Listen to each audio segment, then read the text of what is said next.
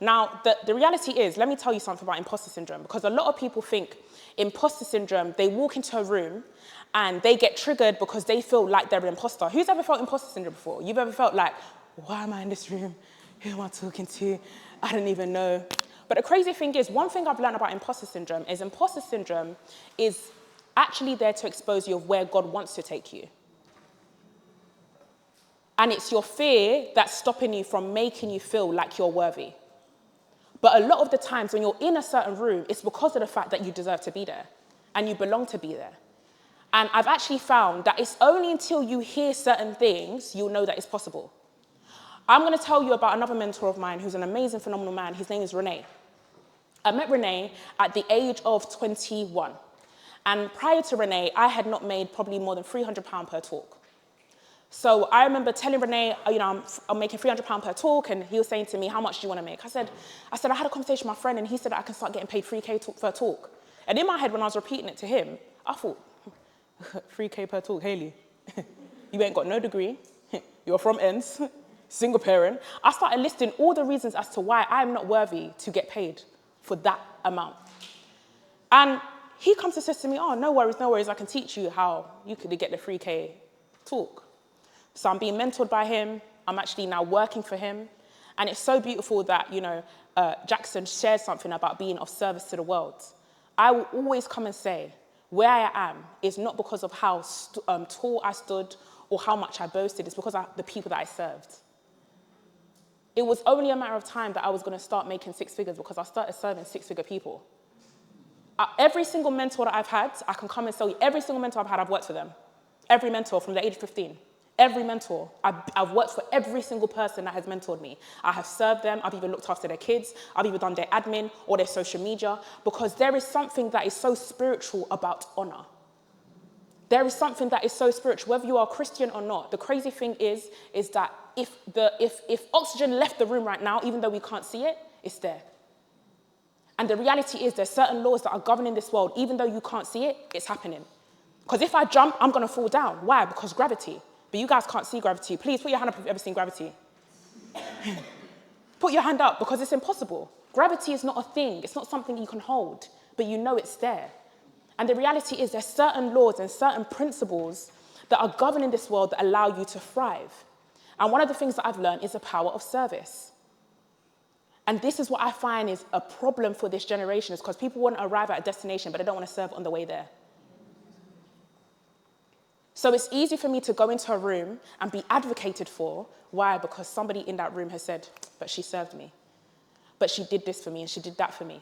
So battling imposter syndrome, confidence coaching, growth mindset, the art is creating your message. I might not go into all of this because of time, but these are the type of things that, I will be touching on. Understanding what type of speaker you are, develop confidence, public speaking, how to engage with your audience. Next slide for me. The science, how to create engaging content, engage with your online audience, build a personal brand, reach clients, price your engagements, booked, busy, and relevant. Can you imagine you're getting all of this for £10? Cha. It's not about your accomplishment, it's all about your value. It's not about being at the table, it's about bringing something to the table. You know something that I found about this generation? Is a lot of people are gassed to be friends with Stormzy, but no one wants to be the Stormzy. I know Stormzy, okay. And there's people who will settle there, by the way.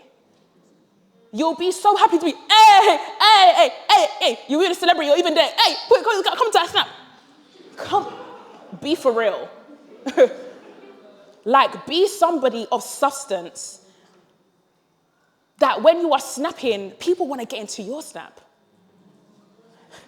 You're not trying to break into some, ciao.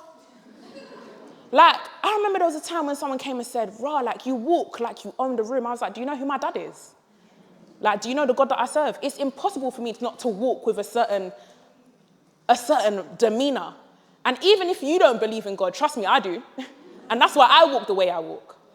And I find there's a lot of people, they walk with their head down because they don't understand that not only are they destined for greatness, but there's actually a God who wants you to prosper more than you actually do.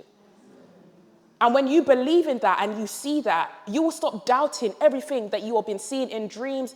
Can I get spiritual for a second? Because I'll take, listen, you don't know.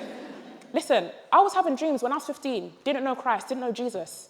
I was having dreams of me speaking to thousands of people at the age of 15, whilst I was still spliffing, whilst I was still smoking weed, whilst I was still doing all types of things.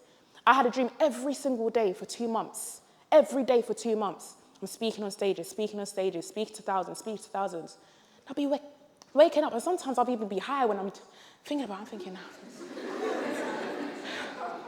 I'm like, what? I want to speak, yeah? All right, God, you feel real, innit?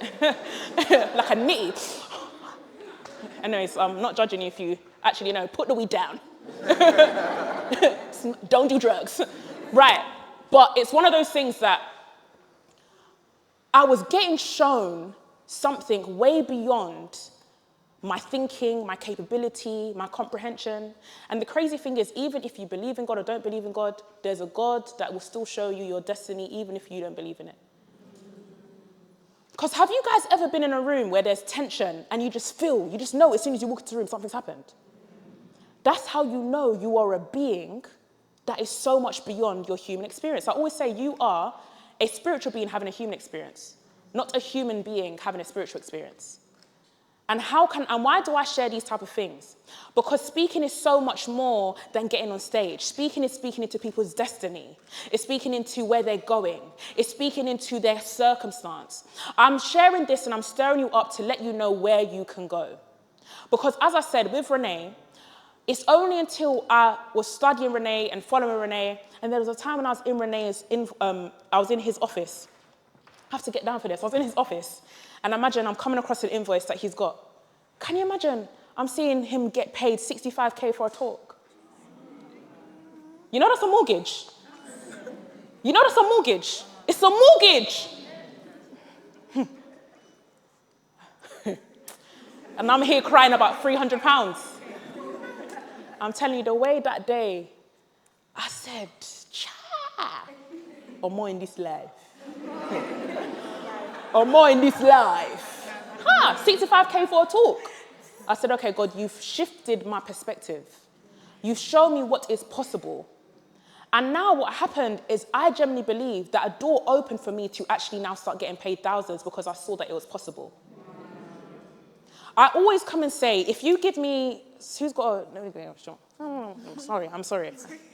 All right, cool. If there's a cup here and you want to put all of this, imagine this is full, there's a small cup here, and you want to put all of this into this small cup. It's impossible. Why? Because the bottle doesn't fit it. And I find there's a lot of people who want this level of overflow, this level of blessing, but the cup won't fit it. And I just want to widen your capacity through believing again, through dreaming again. Because the reality is, thank you, sis, the reality is some of you guys have been snubbed in your childhood through fake friends. I'm going to call them fake friends, child. Or enemies, and some more like, some of you entertain some bad people. Like sometimes I'll be talking to some people and they'll be like, yeah, my friend did this. I said, is that a friend or a witch? What is it? Can we be serious? What are you entertaining right now? And I find that there's a lot of people who you want the bottle type of blessing, but you've got a cup of capacity. And studying and coming to places like this and investing in yourself allows you to widen your capacity. Because you can't be in a place where you're asking God, fill me up. Some of you sing, fill me up till I overflow. What is there to fill though? Wow. What is there to fill? Oh, you're already full.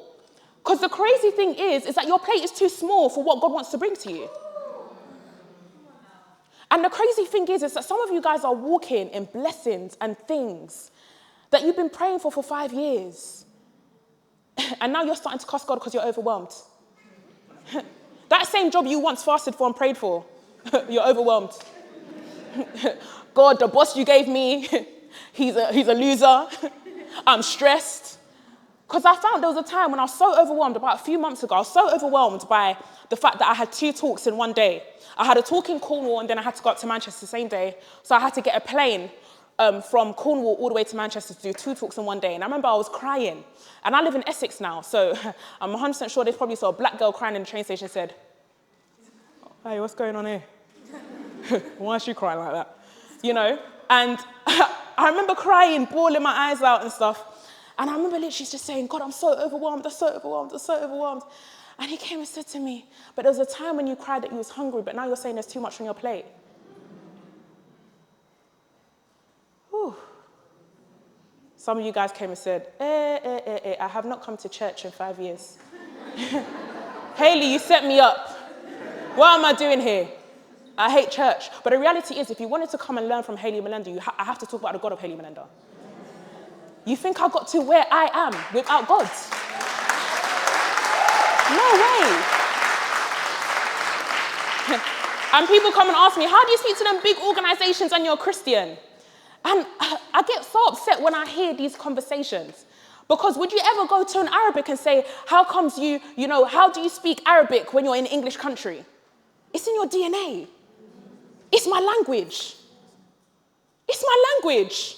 I'm called to the marketplace. Anyways, let me not go off tangent. Next slide.